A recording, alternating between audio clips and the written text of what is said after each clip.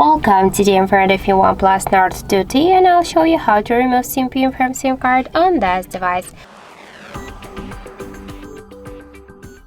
So let's first activate the SIM card on our device.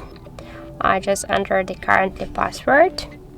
And after that, let's open the settings application and scroll down to the privacy section, to the security section, password and security. Then click to the system security and tap to the SIM card lock. After that, you'll see here the lock SIM card switcher. Just turn it on. Just click here once to turn it off and confirm your actions just by enter the password. In my case, that's from 1 to 4 and tap to OK. And that's it. So we just successfully removed SIM pin from our SIM card.